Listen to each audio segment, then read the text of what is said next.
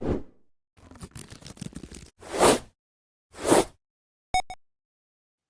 going on, everybody? Welcome back to another edition of the Nerds Enigma podcast powered by sportsnerds.com. And today I got a special guest with me who I talked to 7 years ago, has been a part of ESPN Radio, can be heard on the Freddie and Harry show from 3 to 7 p.m. Eastern Time on ESPN Radio, the ESPN app, and Sirius XM Channel 80.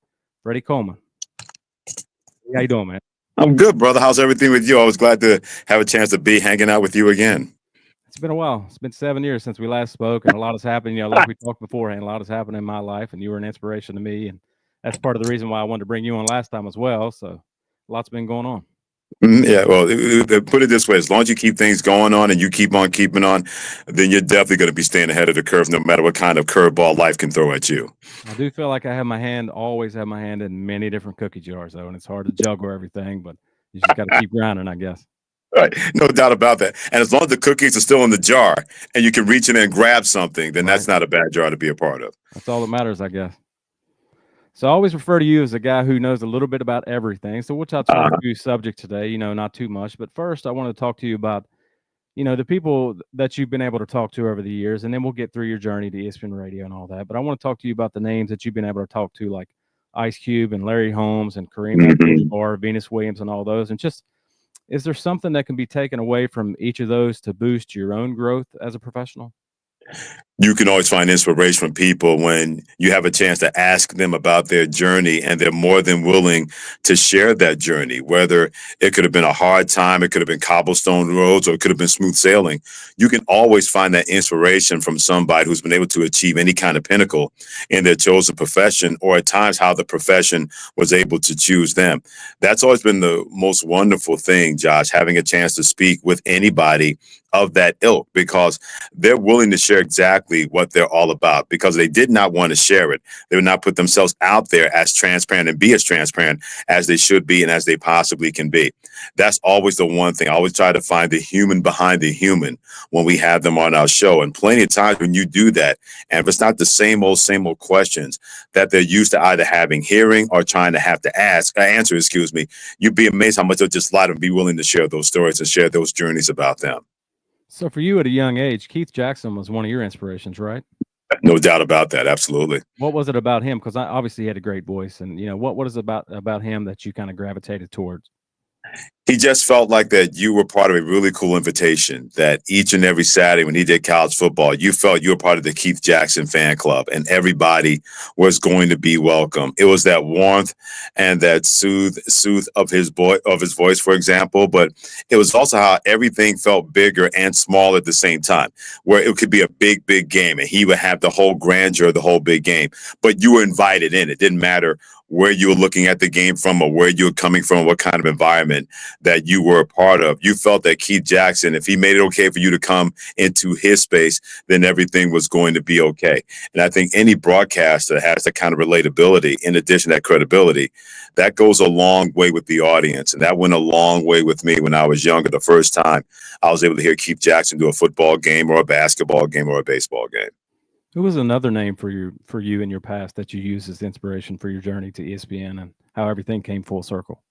Well, not so much a journey to ESPN Radio, but just finding that inspiration that whatever I wanted to do, whatever I chose to do, I was going to make that right decision, put my whole heart and soul into that.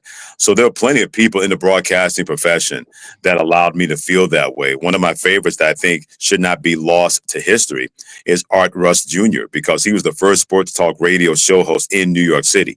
He did a show each and every night on WABC when they switched over from pop music to talk radio. And I couldn't believe that somebody was getting paid to talk about sports, and he was fantastic at it each and every night from 7 p to midnight Eastern time on the East Coast. And just hearing his knowledge and hearing how he interacted with the phone callers, he was definitely a major influence on me, that he had a chance to do that in New York City when nobody was even thinking about giving anybody that kind of show to do that. And the fact that he was a person of color really made a big difference on me, because I didn't find out until years later that he was a person of color. So having that kind of groundbreaking person that I don't want to be lost to history, that was somebody I was able to really find that kind of inspiration to say, hey, maybe radio is something that I can do. Because as a radio head growing up in New York City, they were celebrities. I thought there was no way that those people existed on planet Earth. It didn't matter if they were music radio jocks or talk radio jocks, whatever that was. It seemed as if that kind of celebrity was something I never thought could be attained. So I just put it over there. But then having a chance to listen to Art Rush Jr. and then majoring that in college, I started to believe I could make that a career. And look where it's taken me ever since I made that decision. When did you find out that you had that special radio voice that you have that we all recognize? Never thought about that, and I appreciate the compliment, number one. But I never really thought about that because when you hear your voice every day, you don't think there's anything singular or special about it. Although, as I was growing up, a lot of people confused my dad and me on the phone when I pick up the phone right when I became a teenager. So I had a pretty good idea that my voice was deep enough to sound like a man and no longer a little boy. But it really became crystallized to me when I was at Mansfield University, where I graduated from in the class of 1987. And one of my friends said, I have a voiceover that I want you to do for a project. And I said, what the heck is a voiceover? And she explained it to me because she was part of the school radio station. And she told me to meet her at the radio station. I said, well, why not? If I can help her with a project, she thinks enough about me and my voice that I can help her with that, then I was not going to say no. And the minute that I got down to the radio station and being around the vibe and being around the people and seeing the stacks of wax, as I called them, the records back then, I went to the registrar's office and changed my major. And I think about, what if Melissa never asked me to do something like that? Who knows exactly what kind of course I would have either had to take or maybe didn't want to take but had no choice. Had she not asked me to do that, I go to the radio station and everything kind of lit a fuse underneath me that's where I needed to be and that's where I wanted to be. A lot of people tell me that I have a radio voice. I don't think so at all. You know, my wife always jokes about it, and I do have a voice that I'll use. It's sort of like a movie trailer voice and things like that. But I used to work with some guys who thought I had a radio voice, and I would say, well, it's only because I don't have a face for TV. So that's, I guess that's where the voice comes from. Well, one of the things about that, I tell people all the time, it's not so much what your voice sounds like, it's what you do with it. For example, Chris Mad Dog Russo is a Hall of Famer in our business. He doesn't have the best radio voice, and he's flat out admitted that. But you can't question his knowledge. You can't question his passion. He's been able to have those two things override the quote unquote lack of radio booming voice that a lot of people have in our business. So I want to shift our focus now to college football and NIL. I wanted to talk to you about, do you think in the future that it needs to be capped? Because I don't want to say it's gotten out of hand, but, you know, everybody knows the stories and the conflicts when it comes to NIL. So do you think it needs to be capped?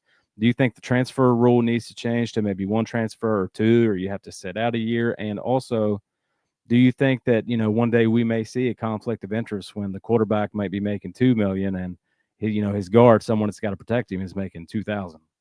Well, that's already here. And it doesn't seem to bother players because I don't think players worry about somebody on their team getting that kind of stroke and getting that kind of cash. So that has not been a problem, in my opinion, involving either big-time college football, basketball, et cetera. The one thing when it comes to NIL and transfer portal, there need to be guardrails. And it shouldn't take somebody saying, what do we need to do? There are enough really brilliant, smart people out there inside and even outside of sports that you put those brainiacs together in a room. They're going to come up with a solution how, whether you put a cap on NIL or make sure there's an NIL collective, maybe there's an NIL pie that everybody can have a part of, and the bigger schools get more of the bigger pie, of course, but the smaller schools don't have to be left out of that. It shouldn't have to come to what happened with St. Francis basketball in the Northeast Conference and really the athletic program, where you play in the NCAA tournament, you have a chance to be on that stage, you lose a close game to Alabama State, and then the next week, because of NIL and the transfer portal and where they're located in the state of Pennsylvania, Western Pennsylvania, they had to really shut things down to become a Division III athletic program instead of Division I. I know it's going to be have and have nots. I clearly understand that the bigger boys and the bigger girls are going to get the biggest toys and the bigger fish. But that doesn't mean that we should worry about a beginning of the iceberg, a tip of the iceberg, involving schools like St. Francis University in Loretto, Pennsylvania, where they have to shut it down in terms of being part of the big athletic pie. So I think you can find guardrails when it comes to the transfer portal, because I'm with you. I don't think we should have people bebopping all over the place each and every year. I think you should be allowed players at 4 different schools. That's what I can't get on board with. Exactly. And that bothers me to no end. And I'm not trying to restrict any kind of movement. I just think there should be some sort of, hey, wait a minute, you can't do this too much, because it is still college athletics and you're trying to get a degree. At least you're trying to get a degree. At least you're going to school for that, in addition to playing whatever sport you want to play. But I think you want to be a part of the transfer portal once, that's fine. You can go somewhere else and don't have to worry about paying a penalty. But I think if if it gets a second transfer, then I think you should have to sit out a year. And I guarantee you that would slow a lot of that movement down, because it's okay that you can stay somewhere and compete and make those kind of friendships and not treat them as disposable friendships. When it comes to NIL, somebody's going to have to put some kind of cap in place where it's going to be the bigger schools that everybody's going to be satisfied. The question is, what is that number? And right now, that pocket is empty. And I think, I'm all about loyalty. I'm old school, so I'm all about being loyal to your school. So but at the same time, I'm like, if you can get it, get it. But I Right. do you think it'll take when a college player may do something completely stupid or, with the money, because they are still 18, 19-year-old kids, and they're not really, I don't want to say they're immature, but they're not mature enough to see that kind of money yet. But do you think it'll take something, to happen like that to where we'll see a cap put on things? Well, no, and here's why. Because stars matter. And if you do something stupid with that money, people will say, well, that person was bad with their money. And no one is going to put their money next to your name. I think young people in this day and age clearly understand that you want that money train to continue to not run out of track, then you have to do everything you can to make sure that you are a marketable asset and you can be an essential marketable asset. So whether you're Juju Watkins, whether you're Cooper Flagg, what before he graduated, whether you're Bryce Young, if you show that someone wants to have that money invest in your name because that's going to bring more eyeballs to their product, that means their product's going to sell more to people. If you want to squandering your money but not squandering your name, a lot of people will look the other way. So staying on the college route, who do you think will be the first pick in this year's NFL draft? For me, it's going to be Cam Ward of the Tennessee Titans, because if you invested that kind of time and that kind of effort and resources where you've seen him already twice after having his pro day, you're telling everybody who is somebody, Josh, that that's the guy we're going to have at quarterback. And I clearly understand that, because he not only has the great ability to make any kind of throw, but he has great leadership ability. When he was at Washington State, I couldn't tell you how many stories I heard countless times of players saying, man, we know why he left, but we miss him, and it had nothing to do with football. And you got the same sense at Miami that so many guys were enthralled being around him that had absolutely nothing to do with football. So there's no doubt he's going number one to the Tennessee Titans in April. So staying on the subject of money in sports, we'll shift our focus a little to Major League Baseball and touch on it for a second. As far as your players, like the Dodgers and with the money that they're dishing out, and your $700 million players, do you think that if that does change within organizations, do you think, teams like the White Sox or the Pirates that may not have that kind of TV money that a team like the Dodgers have, do you think those players will hinder the growth of the future of those franchises? If anything, I think the franchise are not doing themselves any favors, because they do have money in the franchise and they're just choosing not to spend that kind of money. Whether it's the Pittsburgh Pirates, whether it's Chicago White Sox, the Tampa Bay Rays have long done that, because where they are, there's only so much they can do. But these teams that you're talking about, they make a hell of a lot of money off the Los Angeles Dodgers and the New York Yankees and the New York Mets and the Philadelphia Phillies and the Atlanta Braves. When those big market teams come to their cities, the gate increases, because fans of those teams or fans of the other team are going to want to see them play. Believe me when I tell you, Major League Baseball, they have a surplus of cash that owners are not willing to spend. They'd rather put that money in their pockets and not into the pockets of players. But yet they're the first people to complain about an unbalance and complete imbalance when it comes to Major League Baseball and the salary structure. But yet you don't hear any of these owners crying out for a salary cap. You don't hear any of these small market owners saying, let's make things equitable like the National Football League. They know that they're not going to try to kill the golden goose that are the Dodgers, the Yankees, and those big market teams, because as much money as those teams make for their organizations and their cities and Major League Baseball, those small market owners are making a lot of money off of them as well. That's why you don't hear any kind of outcry for any small market owner saying we need a salary cap in Major League Baseball. So I spoke to Jesse Rogers, the ESPN Cubs reporter, a couple of days ago, and he pretty much said the same thing. I don't think it'll hinder the growth of a team going forward, but it's just, can the team afford it, and will they put forth the money to grow the franchise? Well, if you're going to do that, you have to be very, very creative. In a 21st century marketing, there are different ways you can get your platform out there, but people will come and show out if they see a winning product, or at least a product trying to win. If you're going to be ambivalent about winning, then you can't expect the fans to just support you, because you told the fans, we don't care about you except for your money. You have to give fans a reason to spend their money, and more importantly, spend their time on your product, especially in Major League Baseball, because they're in a renaissance right now. There's so many terrific young stars that young people and older people want to see play, whether it's Juan Soto going to the New York Mets, Shohei Ohtani, Los Angeles Dodgers, Bobby Wood Jr. of the Kansas City Royals, Ellie De La Cruz is one of my favorite players in Major League Baseball for the Cincinnati Reds. There are more than enough guys out there with great personalities that Major League Baseball is allowing that let those personalities go out there and be in front of the player. So now if you're a team and you have that kind of player, you got to build around that player and let that player be him. That way it builds him up, but also builds up your franchise. And at the end of the day, you're going to make more money.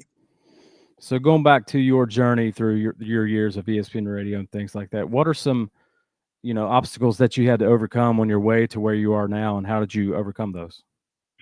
One obstacle, I guess I don't look at the obstacle. I just look at it as part of the nature of the game, is that everybody may not be feeling you the way that you think that they should. But that doesn't mean you give up on yourself. You always have to have that faith in yourself, because people see that, man, he believes in himself, so I'm going to believe in him, or I'm going to believe in her. So I never looked at obstacles or looked at that way. I just figured that at a certain point, when that opportunity is going to present itself, and the opportunity, when you think about it, did present itself, because I had a chance to do a national radio show for a long time at night. There were plenty of people that would have killed to be in my position. I was blessed to be a part of that before I had a chance to move up and do Afternoon Drive with Harry Douglas. And I love doing the show with him and Shannon Penn and Eric Hanneman, our producers, each and every day. But I always looked at it and said, well, no matter what, I get a chance to do a national radio show 5 nights a week, and I'm having as much fun as I was having working in Albany, New York, or Poughkeepsie, New York. Those kind of things always matter. So I never allow people to think that barriers were in front of me. I always figured that my work and my talent and my name was going to be enough that if someone tried to do that to me, I'd be able to hop over that barrier and look for another barrier to hop over. So I have to get in touch. I have to reach out to Harry, because I've been a lifelong Falcons fan. So I'd enjoy having him on the show at some point. So No we'll doubt. talk about You that should. and his journey to Atlanta. I'll reach out to him. But finally, I ask everybody the same question to wrap things up. What is something that you want people to know about you that they may not, outside of your background or sports radio or something? One thing I love for people to know about me, I mean, people who listen to the show, they know I'm a complete music head. And I've been very, very privileged and blessed that I've had a chance to be around people on the lines of a Janet Jackson, for example, or a Billy Idol, or Billy Joel, or Daryl Hall and John Oates, or Rod Stewart. So many heroes of mine that I grew up listening to, and having a chance to be around them and meeting them. And one of my favorites of all time was I met Al Green, who's one of my favorite soul singers ever, one of my favorite singers ever, in an airport. And my dad and I met him as he was taking a flight from New York City to Houston. He could not have been more of a gentleman. When sometimes it can be very, very difficult and very on the other side of meeting your heroes and heroines, that maybe that's not something you want to do. But plenty of times you meet those people, and they're a lot better people you could have ever imagined. And also have to remember that they are people. They're going to have their good days. They're going to have their bad days. They're going to be good people. They're going to be bad people. But it shouldn't take away the love that they brought to you when it comes to music or television or entertainment, whatever that's going to be. So I never tell people, be careful meeting your heroes. Sometimes you'll meet your hero, and that hero or heroine is a lot better than you could have ever imagined. Right. I really appreciate you joining me again. Like I said, it's only been 7 years since we last spoke, but I appreciate you taking time out of your busy day. And you do the show on 3 to 7 on weekdays?